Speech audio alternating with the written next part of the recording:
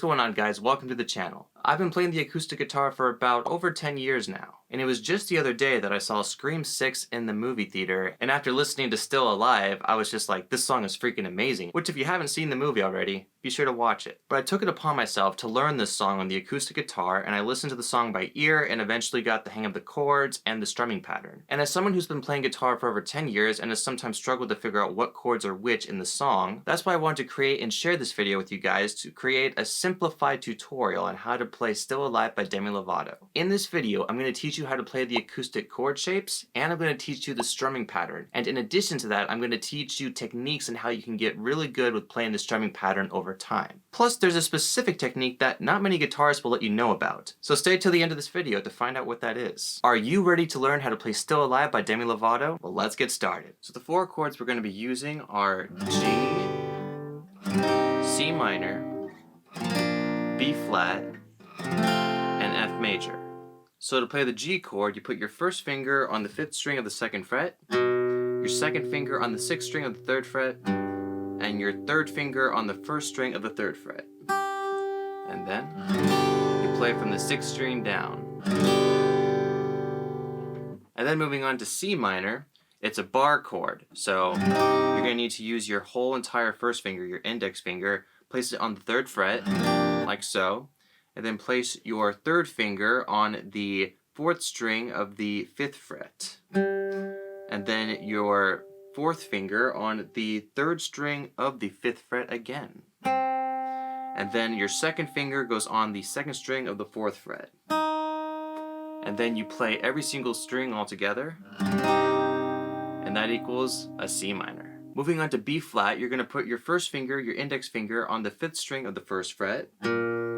Next, you're going to put your 3rd finger on multiple strings. You're going to put your 3rd finger on the 4th, 3rd, and 2nd string, all on the 3rd fret.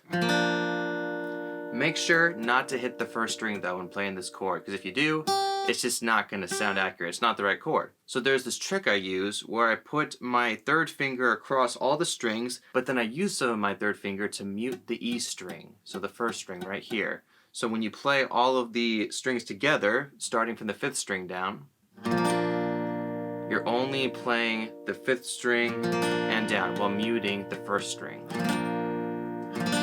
And the last chord is going to be the F chord. This is another bar chord. So you're going to put your first finger, your index finger, on the 1st fret. Next, you're going to put your 3rd finger on the 5th string of the 3rd fret. And then your 4th finger on the 4th string of the 3rd fret. And then your second finger on the 3rd string of the 2nd fret. And then you make an F major chord. Now, if you tend to struggle with these chords, it's completely normal. When I first started playing bar chords, it was really intense, and I had to just keep playing, and I eventually got the hang of things. It happens with every musician. Some musicians learn faster than others, but go at your own pace. So that's pretty much how you play the song. It goes from G to C minor to B flat to F major.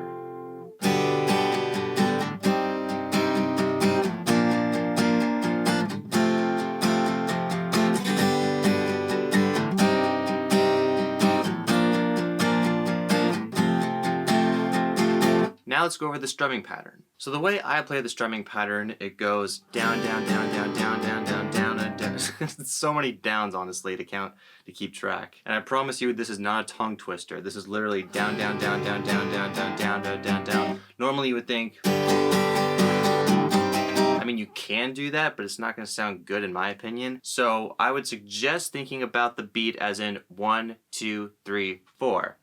2, 3, 4. That's the tempo. 2, 3, 4. 1, 2, 3, 4. 1, 2, 3, 4. 1, 2, 3, 4. 1, 2, 3, 4. 1, 2, 3, 4. 1, 2, 3, 4. 1, 2, 3, 4. 1, 2, 3, 4. If you're someone that also likes to sing while playing guitar, the strumming pattern may come a little easier to you because you can pick up the rhythm along with your voice, and for some it may take a little longer. Now, other ways to help you with the strumming pattern is thinking about the beat. So tapping your feet. I'm sure you do that when you listen to music every now and then, or using your hands to tap to the beat. Think about it using your hands to tap to the beat with the acoustic strumming pattern. So whatever you feel coming from the beat, you want to use with your strumming pattern.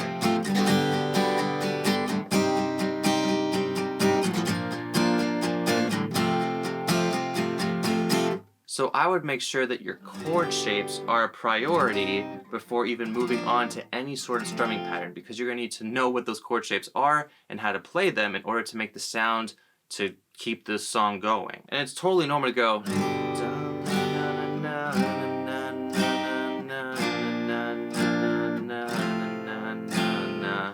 If you need to go a little bit slower, it's totally fine. And then you can pick up the pace.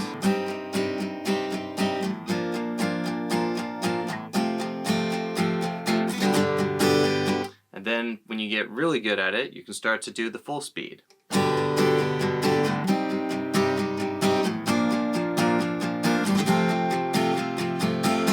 Now, one last tip I want to give you is please do not strum using your forearm. People can get into a bad habit of doing this, and it's really bad on the strings, and it's not a good technique to get used to at all. Instead, focus on, as they say, the flick of the wrist. Focus on using your wrist to create the strumming pattern. It's going to be easier on you. It may be a little hard on your wrist at first because you're developing or building that muscle within your wrist, but it's going to help you in the long run and make your strumming patterns a lot easier to control. So instead of going...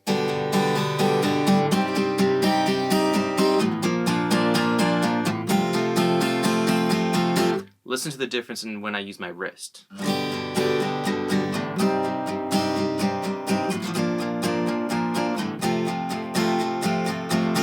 Notice how my forearm did not move at all. It was just my wrist. I wasn't going... because I was if I do that, I apply too much pressure on the strings and it just doesn't sound good. If you've gotten any value from this video, be sure to hit the like button and subscribe for more music content coming to you soon. In addition to this video, I have a lot of other music related content on this YouTube channel for your enjoyment, so be sure to check that stuff out too. And please don't forget to watch the movie Scream 6 in theaters, or if you're watching it now and the movie is long gone from theaters, be sure to watch it on streaming services or whatever platform you use to watch movies. I hope you enjoyed this video and learned something new and that I was able to simplify the process for you. Thank you for watching, and I look forward to seeing you again very soon.